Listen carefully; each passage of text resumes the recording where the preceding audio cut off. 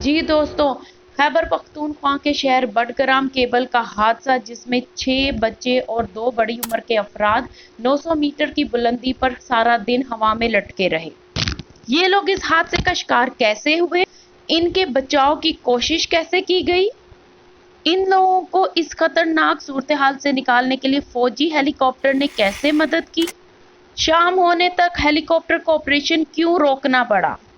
क्या फिर वो अफराद बिल आखिर हिफाजत से निकाले जा सके?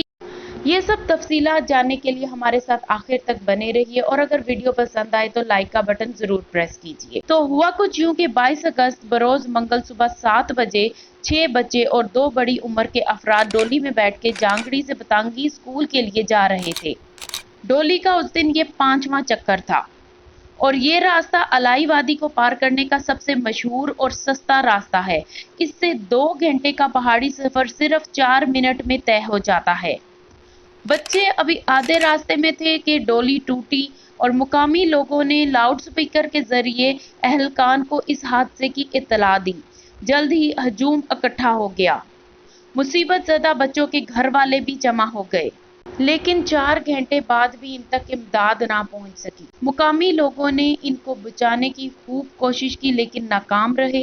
खाना पानी इन तक कैसे न कैसे करके पहुंचा दिया गया। यहाँ हम आपको ये भी बताते चले कि एक दफ़ा पहले भी मरी स्टेशन पर ऐसा ही एक वाकया रोनमा हुआ था जब 11 अफराद की मौत हो गई थी और उस वक़्त गांव वालों ने मकतूलीन के ताबूत पुरानी मरी के हिल रोड पर रख के एहतजाज किया था ताकि मकामी हुकूमत से मुतालबा किया जाए कि चेयर लिफ्ट के ऑपरेटर के खिलाफ कार्रवाई हो, ऐसे वाकयात की रोकथाम हो सके। मगर हमेशा की तरह हुकूमत का इस बारे में कोई रद्द अमल ना था। दोस्तों, वाकई की तफसीलात आगे बढ़ाते हुए आपको बता दूं कि गुलफराज जो कि उस वक़्त केबल कार में खुद भी फंसा हुआ था, उसने इत्तला दी कि एक छोटा बच्चा जिसको हार्ट का मसला था कई घंटे तक बेहोश रहा और इसके अलावा एक और बच्चा भी गर्मी और खौफ की शिद्दत से बेहोश हो गया। अगर हम तसव्वुर करें कि केबल कार में किसी सैरो सहरात की वजह से हम तफरी कर रहे हों और हमारी केबल कार की तार टूट जाए और पूरा दिन हमें हवा में मुअल्लक रहना पड़े तो हम पर क्या बीतेगी, जब भी हमें ये भी पता हो कि रस्सी टूट सकती है किसी भी वक्त और नीचे पथरीली वादियां हों। अगर केबल कार नीचे गिर जाए तो लोग अपनी जिंदगी हार जाएं। यकीनन ये एक दिल दहला देने वाला हादसा है।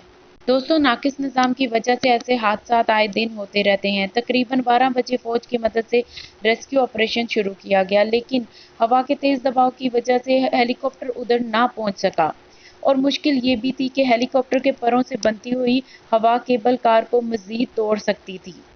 ऐसे में शाम ज्यादा होती गई और दूसरी तरफ 8 जिंदगियां गहरी खाई पर लटकी अपनी मौत को करीब से देख रही थी।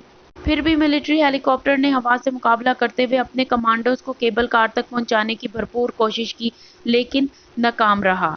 इसके बावजूद इसने खाना और पानी उन तक पहुंचा दिया था।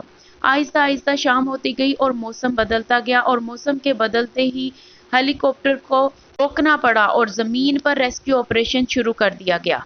दोस्तों, हम आपको बता दें कि अलाई एक ऐसा पहाड़ी इलाका है जहां पर सड़कें और बुनियादी सहूलियात बहुत कम हैं और यहाँ पर चेयर लिफ्ट और केबल कार ही जरिए आमदोरफ्त है जो कि वहाँ के मुकामी लोग ही बनाते और चलाते हैं। यार, इस मिशन को पूरा करने में शाम तक जब नाकाम रहे तो मुकामी अफराद की असल कुव्वत ज़ाहिर हुई। मुकामी नौजवानों ने बेहतरीन किरदार अदा किया, जिनमें से आम नाम साहब खान का है, जिसने इस वक्त अपनी जान दांव पर लगाकर एक तरफा जिप लाइन बना के रजाकाराना तौर पर इन कीमती जानों को बचाया।